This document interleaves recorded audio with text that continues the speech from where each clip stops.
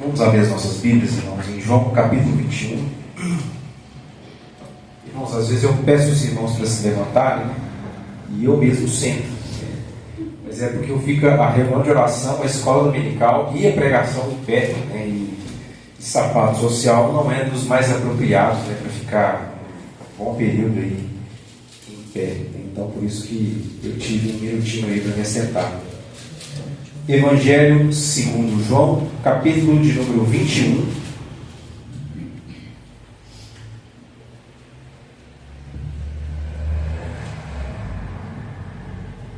Hoje a nossa mensagem está concentrada no verso 1 ao verso de número 14, e este é o penúltimo sermão no Evangelho de João.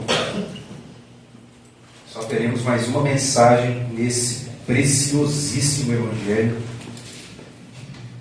Estamos aí na reta final da exposição de João. João, capítulo de número 21, do verso 1 ao verso 14. Eu vou ler e os irmãos me acompanhem. Diz assim a palavra do Senhor. Depois disto, tornou Jesus a manifestar-se aos discípulos junto ao mar de Tiberíades. E foi assim que ele se manifestou. Estavam juntos Simão Pedro, Tomé, chamado Dídimo, Natanael, que era de Caná da Galileia, os filhos de Zebedeu e mais 2 dos seus discípulos. Disse-lhes Simão Pedro: vou pescar. Disseram-lhe os outros: também nós vamos contigo. Saíram e entraram no barco, e naquela noite nada apanharam. Mas ao clarear da madrugada, estava Jesus na praia. Todavia, os discípulos não reconheceram que era ele. Perguntou-lhes Jesus: filhos, tendes aí alguma coisa de comer? Responderam-lhe: não. Então lhes disse: lançai a rede à direita do barco e achareis. Assim fizeram e já não podia puxar a rede, tão grande era a quantidade de peixes. Aquele discípulo a quem Jesus amava disse a Pedro: é o Senhor. Simão Pedro, ouvindo que era o Senhor, cingiu-se com sua veste, porque se havia despido, e lançou-se ao mar. Mas os outros discípulos vieram no barquinho, puxando a rede com os peixes, porque não estavam distantes da terra, senão quase 200 côvados. Ao saltarem em terra, viram ali umas brasas, e em cima peixes, e havia também pão. Disse-lhes Jesus: trazei alguns dos peixes que acabastes de apanhar. Simão Pedro entrou no barco e arrastou a rede para a terra, cheia de 153 grandes peixes. E, não obstante serem tantos, a rede não se rompeu. Disse-lhe Jesus: vinde, comei. Nenhum dos discípulos ousava perguntar-lhe: quem és tu? Porque sabiam que era o Senhor. Veio Jesus, tomou o pão e lhes deu, e de igual modo o peixe. E já era esta a terceira vez que Jesus se manifestava aos discípulos, depois de ressuscitado dentre os mortos. Vamos orar, irmãos. Deus bendito, Pai Celeste, a Tua palavra está diante de nós, e nós suplicamos a Ti que, pela instrumentalidade do Espírito Santo do Senhor, que o Senhor torne o nosso coração e a nossa mente receptíveis à palavra do Senhor. Que não sejamos rebeldes contra a Tua palavra, mas que a Tua palavra, Senhor, faça a obra em nossas vidas. Que o Senhor nos abençoe neste momento, nos dando entendimento, as aplicações corretas. Ó Senhor, e que eu seja apenas um instrumento das Tuas mãos, Pai. Que eu venha falar apenas aquilo que está na Tua palavra e não aquilo que está no meu coração. É o que nós oramos em nome de Jesus. Amém. Irmãos, chegamos então no último capítulo do Evangelho de João. Apesar do capítulo 21 formar uma unidade literária no livro de João, eu optei por dividir esse capítulo em 2 partes, porque eu creio que aqui há lições preciosas para nós aplicarmos em nossas vidas. Alguns estudiosos, e até mesmo estudiosos sérios, defendem que o capítulo 21 não foi escrito pelo próprio apóstolo João, mas depois que João já tinha terminado o seu evangelho, o seu livro, algum discípulo de João acrescentou mais esse capítulo.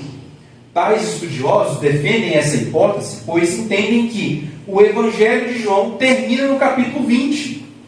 Tanto é que ele fala, no capítulo 20, no finalzinho do capítulo 20, na verdade, fez Jesus muitos outros sinais, mas esses foram registrados para que creiais que Jesus Cristo é o Filho de Deus, e etc. Então, o capítulo 21, para esses estudiosos, parece meio deslocado dessa parte final do Evangelho, meio sem sentido, pois o capítulo 20 já tinha encerrado o livro. Bem, meus irmãos, eu não creio nessa hipótese. O capítulo 21, na verdade, é o epílogo do Evangelho de João. E o que é um epílogo? Um epílogo é uma seção final de uma obra literária que aparece geralmente, depois do encerramento da história principal. O objetivo do epílogo é fornecer informações adicionais sobre personagens ou acontecimentos, mostrando o que aconteceu depois do desfecho da narrativa principal. Portanto, geralmente, na literatura da época e até mesmo na literatura mais recente, o epílogo geralmente vem após uma breve conclusão mesmo. Certo? E eu creio, irmãos, que o epílogo do Evangelho de João era necessário. E esse trecho é igualmente inspirado pelo Espírito Santo. João precisava mostrar o desfecho de algumas coisas ainda. Jesus foi condenado injustamente, foi traído pelos seus, especialmente por Pedro. Ele foi morto, ressuscitou e apareceu aos discípulos e os comissionou para continuarem a missão de Cristo. Mas o conteúdo do Evangelho de João e a forma como João organizou esse conteúdo, as ênfases que João deu a determinados personagens e ocasiões, exige um epílogo, exige um desfecho final da narrativa histórica. Jesus comissionou os seus discípulos. Mas como eles vão seguir nessa missão? E agora, como é que vai ser? O que eles vão fazer da vida agora? E aí, o que vai acontecer? João meio que traz o desfecho disso, nessa parte final do capítulo 21. Pedro negou Jesus. O que Jesus vai fazer com Pedro?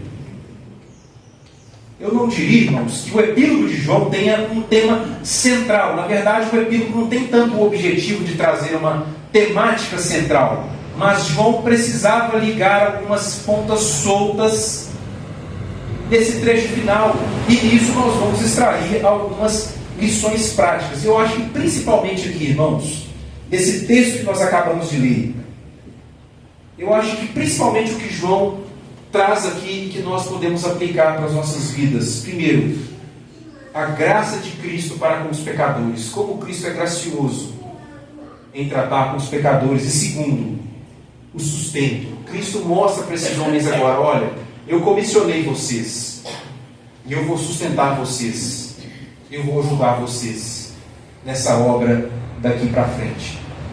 Então o capítulo 21 começa no verso 1 dizendo: depois disso, tornou Jesus a manifestar aos discípulos junto ao mar de Tiberíades, e foi assim que ele se manifestou. Estavam juntos Simão Pedro, Tomé, olha quem está aqui agora, Quem diria, O incrédulo Tomé agora está junto com os discípulos. Natanael, que era de Caná da Galileia. Lembra quando Jesus fez o primeiro sinal no casamento de Caná da Galileia? Em João capítulo 2, está aqui Natanael, os filhos de Zebedeu e mais 2 dos seus discípulos. João começa o epílogo do seu livro dizendo que Jesus tornou a manifestar-se aos discípulos. E essa palavra, irmãos, tem um significado muito profundo. É diferente se João apenas tivesse dito: Jesus apareceu aos discípulos. É diferente. Mas Jesus não apareceu aos discípulos. Jesus se manifestou aos discípulos. é diferente. Essa palavra manifestar traz a ideia de tornar algo conhecido, algo que estava oculto e que agora foi manifesto. Jesus Cristo é descrito como a manifestação de Deus na terra, a manifestação da glória do Pai, revelando o seu amor, a sua misericórdia, a sua graça. E é isso que Jesus vai fazer aqui agora. O ponto é que Jesus não apenas aparece, mas ele revela algo de si, do seu amor, da sua infinita graça para com os pecadores, especialmente pecadores que o abandonaram, pecadores que o traíram. Jesus vai manifestar um pouco dessa sua graça, desse seu cuidado. E João diz que essa manifestação aconteceu junto ao mar de Tiberíades. Mar de Tiberíades era um dos vários nomes para se referir ao mar da Galileia. João diz que ali estavam vários discípulos. Aqui estavam pelo menos 7 discípulos. E aqui, irmãos, eu acho necessário nós voltarmos a algumas narrativas dos evangelhos. E eu vou precisar contar com a paciência dos irmãos, porque nós vamos precisar ler alguns textos para compreender a harmonia entre os evangelhos, para entender a relevância dessa parte final do evangelho de João. Por exemplo, lá em Marcos capítulo 8, nós vamos ler alguns textos aqui agora, tá, irmãos? Marcos capítulo 8, verso 31 a 38, diz assim: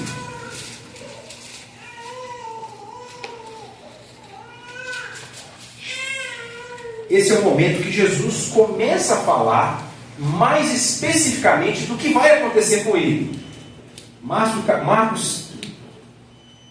capítulo 8, verso 31 a 38 diz assim: então começou ele a ensinar-lhes que era necessário que o Filho do Homem sofresse muitas coisas, fosse rejeitado pelos anciãos, pelos principais sacerdotes e pelos escribas, fosse morto e que depois de 3 dias ressuscitasse.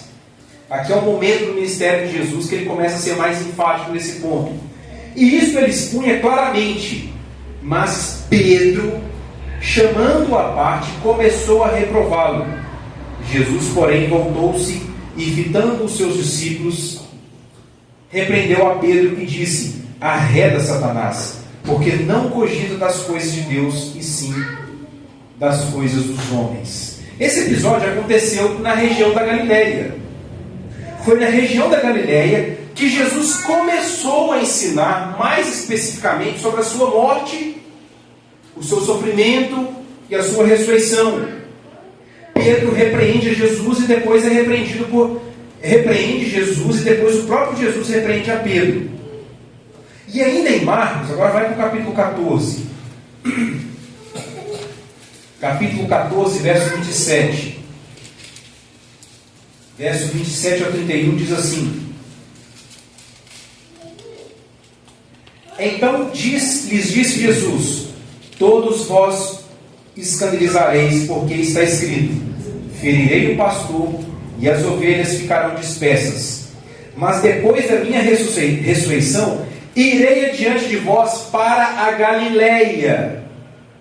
Disse-lhe Pedro: ainda que todos se escandalizem, eu jamais. Respondeu-lhe Jesus: em verdade te digo que hoje nesta noite, antes que 2 vezes cante o galo, tu me negarás 3 vezes.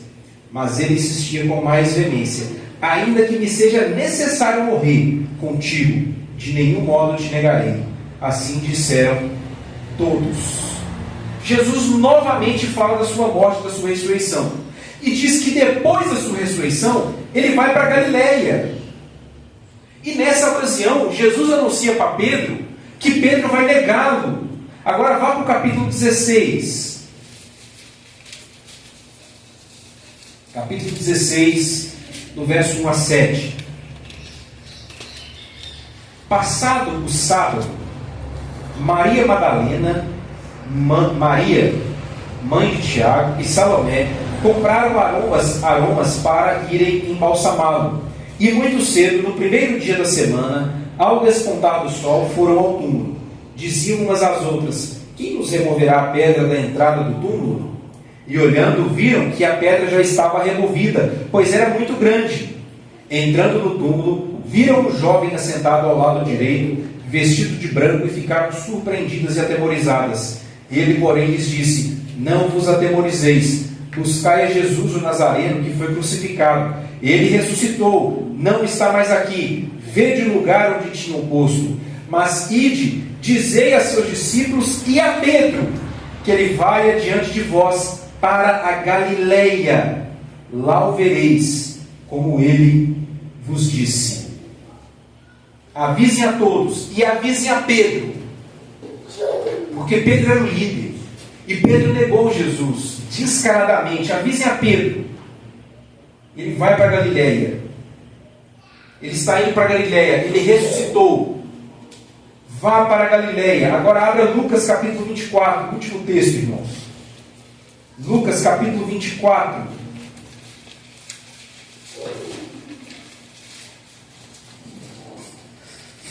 Lucas capítulo 24, 6 e 7 diz assim: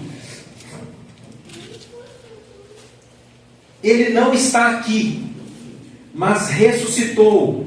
Lembrai-vos de como preveniu, estando ainda na Galileia, quando disse: importa que o Filho do Homem seja entregue nas mãos dos pecadores, e seja crucificado, e ressuscite ao terceiro dia. Lembrai-vos de quando ele vos preveniu, estando ainda na Galileia. Aqui ele está falando do primeiro ensinamento de Jesus sobre a sua morte, lá em Marcos capítulo 8, verso 31 a 38. Então os anjos estão dizendo: olha, lembrai-vos, ele disse a vocês, quando ainda estava na Galileia, que ele seria morto, que ele iria ressuscitar, e que depois ele iria adiante de vocês para a Galileia. Então veja, irmãos, que Jesus disse aos discípulos enfaticamente que ele iria para a Galileia. A Galileia, especialmente o mar da Galileia, foi um lugar que Jesus ensinou muitas coisas e revelou muitas coisas aos discípulos. Ali teve a multiplicação de pães e de peixes.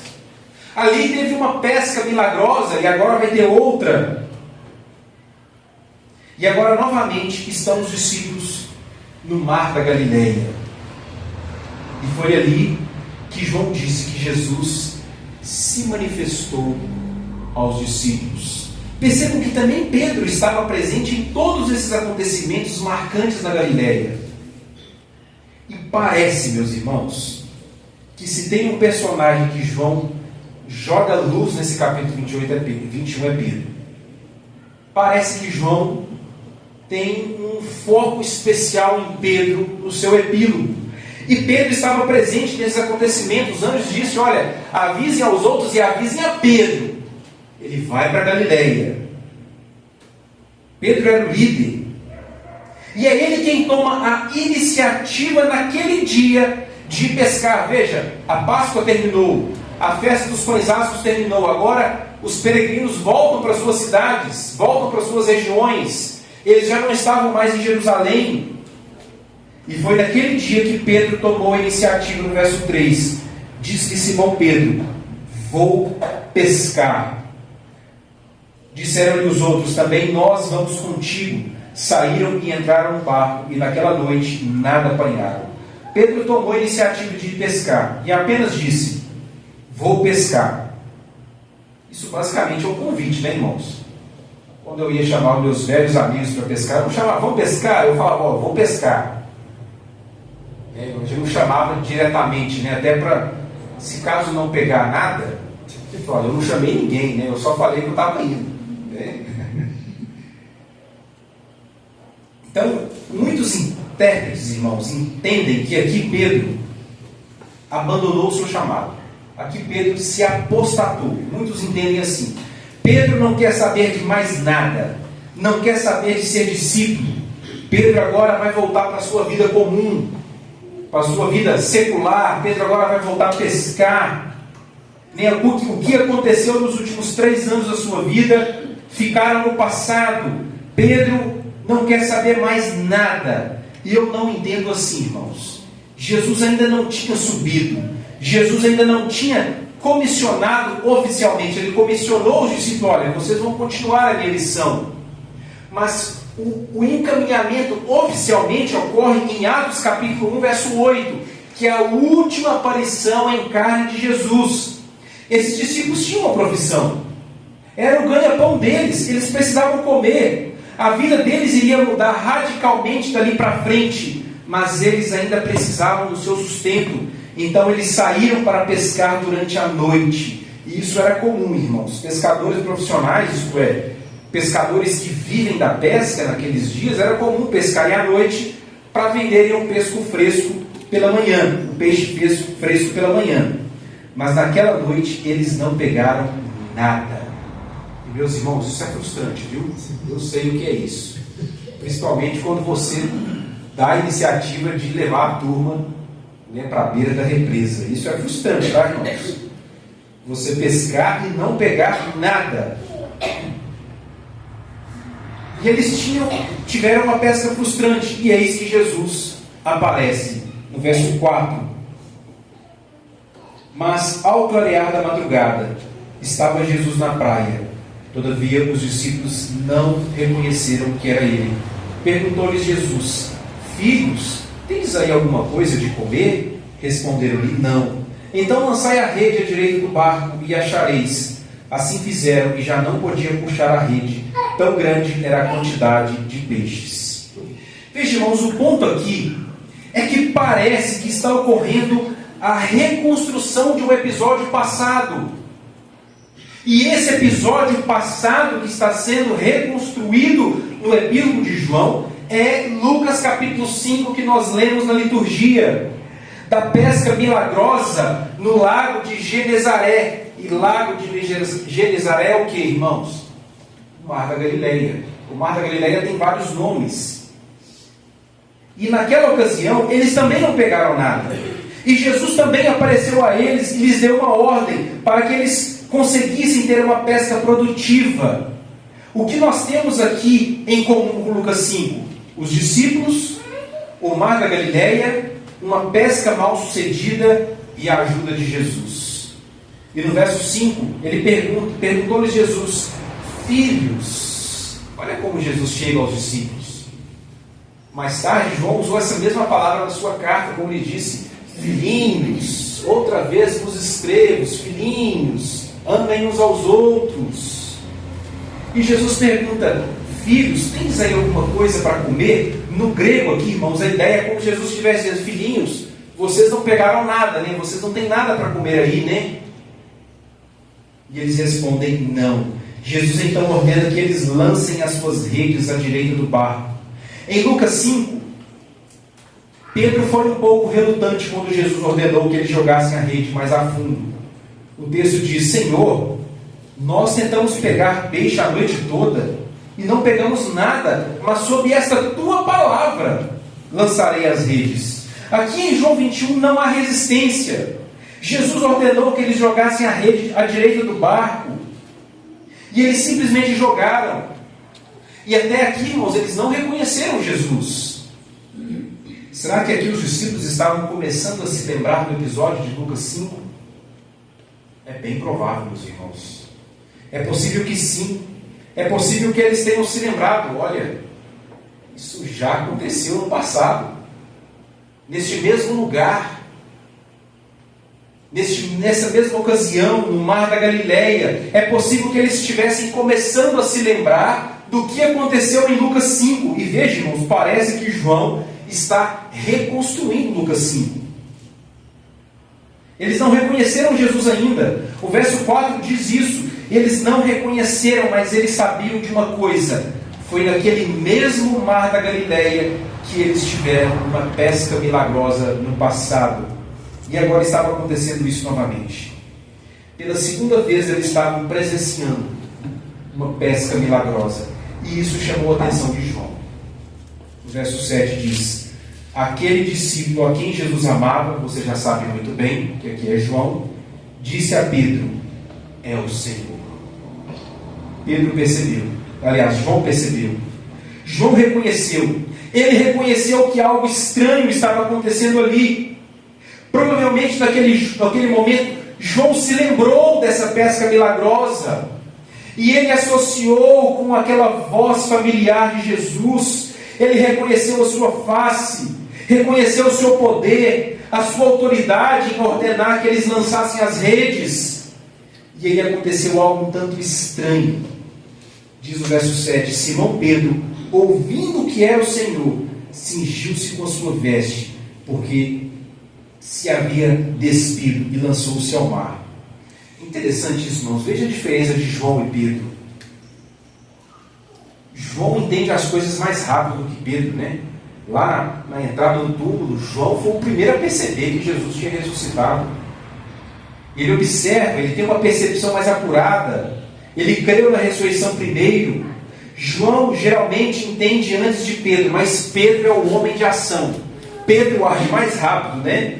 Se João entende mais rápido, Pedro age mais rápido. E João reconheceu, é o Senhor.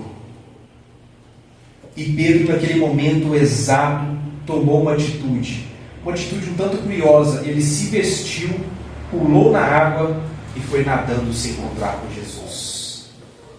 Pedro estava parcialmente nu, ou talvez totalmente nu, pescando com seus amigos. Mas quando ele viu Jesus, ele se vestiu, não porque ele estava com frio, mas certamente por vergonha, e também porque na sua cabeça aquele não seria um encontro qualquer. Lembre-se, irmãos, Pedro tinha negado incisivamente 3 vezes o Senhor Jesus, e agora ele ia enfrentar o Salvador que ele havia negado e traído. Então ele se cobriu, pulou na água e foi direto até Jesus Cristo. E aqui, meus irmãos, nós notamos uma diferença significativa para o episódio de Lucas 5. Vocês prestaram atenção em Lucas 5, a reação de Pedro em Lucas 5? O que Pedro disse quando Jesus operou aquele milagre? Lá em Lucas 5, verso 8, depois que Pedro viu a grande quantidade de peixes, Lucas registra o seguinte: vendo isto, Simão Pedro prostrou-se aos pés de Jesus, dizendo: Senhor, afaste-se de mim, porque sou pecador. Irmãos, o pecado faz isso conosco, com o incrédulo. O pecado guardado no coração de um incrédulo atormenta a alma dos homens. Atormentou a Pedro. Os irmãos lembram-se dos irmãos de José, o tanto que eles eram atormentados pelo pecado. Essa resposta de Pedro: Senhor, fique longe de mim, eu sou pecador. Essa resposta é a resposta universal das pessoas quando reconhecem o caráter de Jesus. A santidade de Deus é a resposta universal da criatura que contempla a glória do santo Deus. Quando Adão e Eva pecaram, eles também procuraram se esconder da presença de Deus. Também estavam nus e se vestiram. Quando Isaías contemplou fagulhas da glória de Deus, a reação de Isaías foi essa: ai de mim, estou perdido, porque eu sou um homem de lábios impuros, e habito no meio de um povo de lábios impuros, e os meus olhos viram o Rei, o Senhor dos Exércitos. Essa foi a reação de Pedro: Senhor, fique longe de mim, eu sou pecador. Por natureza, meus irmãos, o homem pecador quer colocar o máximo de distância possível entre ele e Cristo. Nós éramos assim quando éramos ímpios. Queríamos distância. Naquela ocasião de Lucas 5, quando Pedro percebeu com quem estava lidando, ele ficou tomado por um sentimento de culpa. E ele queria alívio dessa culpa mais do que qualquer outra coisa. E isso significava que ele queria espaço entre ele e Jesus. Senhor, fique longe. Eu sou culpado, fique longe. Por favor, Senhor, saia, eu não aguento. Fique longe de mim. Mas agora não. Na reconstrução daquela pesca milagrosa, Pedro continuava sendo um pecador. E agora ele carregava um pecado ainda mais repugnante: o pecado de ter traído o Senhor da glória. E dessa vez, Pedro tinha muito mais do que se envergonhar, mas agora ele não tentou colocar distância entre ele e o seu Salvador. Ele se vestiu, pulou na água e nadou em direção a Cristo. Pedro mal podia esperar para chegar à praia onde Jesus estava. Ele não sabia qual seria a reação do Senhor Jesus, mas ele queria estar perto do Senhor. Em Lucas 5 nós temos a reação de um pecador ímpio, incrédulo diante do Senhor dos Senhores. Em João 21 é a reação também de um pecador, mas de um pecador que está sendo transformado por Jesus. Qual é a sua reação diante do pecado e da culpa? Será que você busca se afastar de Deus quando você peca? Tem muita gente que faz isso, né, irmãos? Se afasta da igreja, se afasta do corpo, se afasta dos irmãos em Cristo, porque é tomado pela culpa, e em vez de buscar arrependimento, se afasta. E por isso que eu não entendo, irmãos, às vezes, quando alguma pessoa fala assim: pastor, eu estou em pecado, eu não vou tomar a ceia não. Pô, então arrepende, resolva o seu problema e participe da ceia. Não é o momento de você se afastar, é o momento de você se reconciliar com Deus, buscar arrependimento, quebrantamento, se afastar dos meios de graça, se afastar de Deus, de Cristo, da comunhão do corpo diante do pecado. É uma atitude de quem é ímpio, de quem ainda não está sendo transformado por Jesus. Qual é a sua reação diante da culpa, do pecado? Assim nós éramos nos dias de outrora, mas à medida que nós avançamos em nossa peregrinação, nós devemos buscar mais e mais estar perto de Cristo. Quando pecamos, devemos buscar ainda mais o perdão, confessar os nossos pecados, suplicar para que o Senhor nos ajude a viver uma vida de santidade, confessar, buscar arrependimento e não se afastar de Cristo, nem da igreja. Pedro agora não fala para o Senhor: Senhor, afaste de mim. Não, Pedro faz o contrário, ele vai até Cristo. E ele tinha muito mais motivos para se afastar do Salvador. Penso que estava na cabeça de Pedro naquele momento. Jesus já tinha aparecido outras 2 vezes, num local fechado. Talvez Pedro pensasse que agora é hora de resolver essa situação, né? Nós estamos aqui num lugar aberto, numa praia. Talvez é hora. E pense o que estava passando na cabeça de Pedro. Talvez Pedro pensava: Jesus vai acabar comigo agora. Agora ele vai me trucidar. Nós ainda vamos falar mais de Pedro no último sermão de João. Mas veja que João parece que tem um foco interessante, nesse foco especial nesse personagem Pedro. Pedro não sabia o que eu aguardava. Nós ainda falaremos mais de Pedro, né? Mas ele não sabia o que aguardava. Mas dessa vez ele não buscou se afastar de Cristo. Irmãos, não se afaste do Senhor por causa dos seus pecados.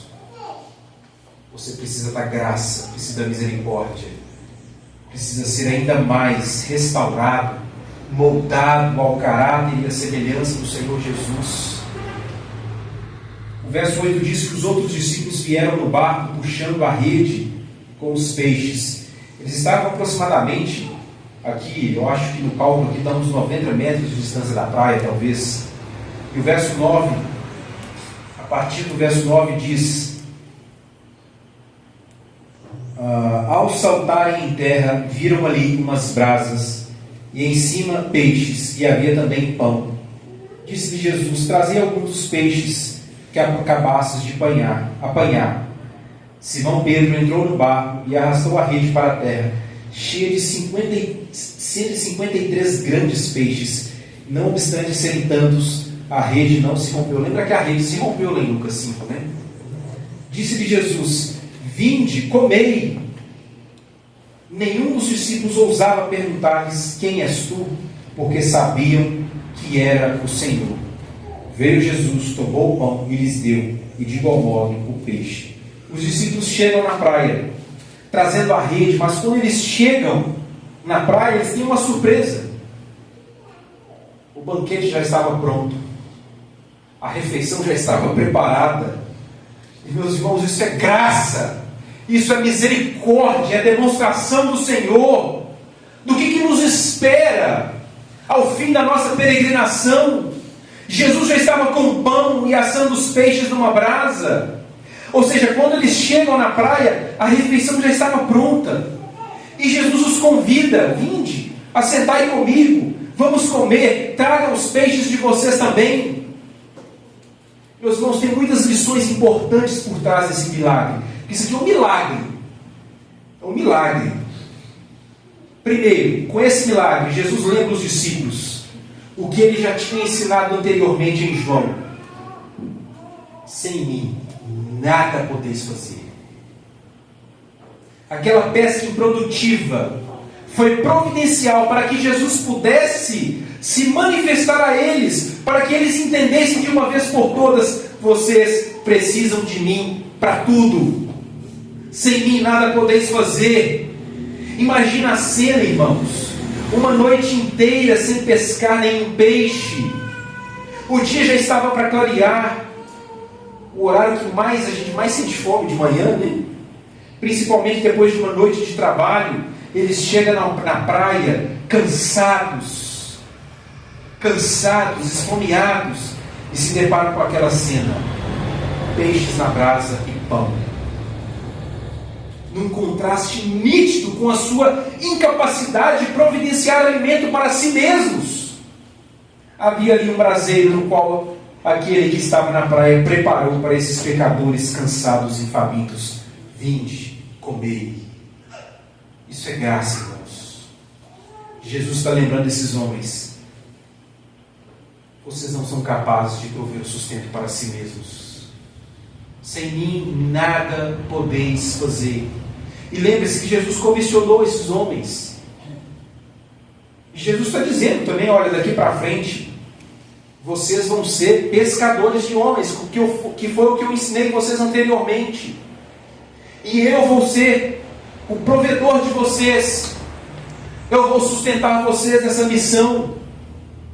Segundo, Jesus também lembra os discípulos que o que ele também já ensinou, que dali para frente, como eu já adiantei, eles seriam pescadores de homens. E mesmo nessa tarefa de serem pescadores de homens, eles não poderiam fazer nada sem a ajuda de Cristo.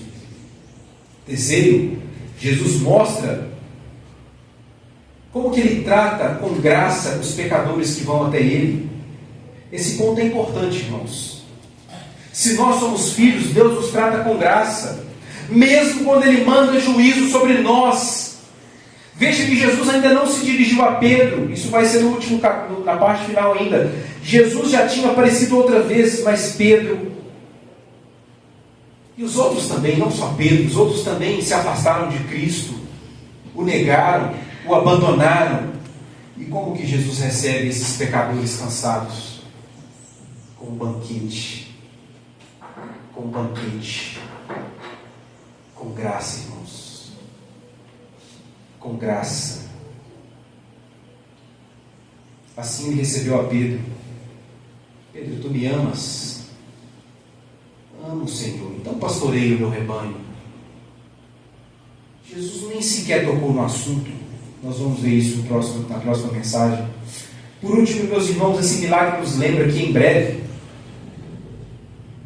quando nós chegarmos da nossa peregrinação também cansados, nós também seremos recebidos com um banquete, uma refeição, a ceia das bodas do Cordeiro, que fala em Apocalipse, um grande banquete espiritual. Isso é uma lembrança que após a nossa peregrinação, a nossa laborosa peregrinação, chegaremos a Jerusalém Celestial, chegaremos às margens da praia, e o Senhor Jesus nos receberá também com um banquete. E meus irmãos, isso é um lembrete em tanto E existe um sacramento que é um meio de graça, que te lembra isso, que está na nossa frente aqui. Que nos lembra que após a nossa caminhada, após a nossa peregrinação, nós seremos recebidos pelo Senhor da Glória em um banquete espiritual.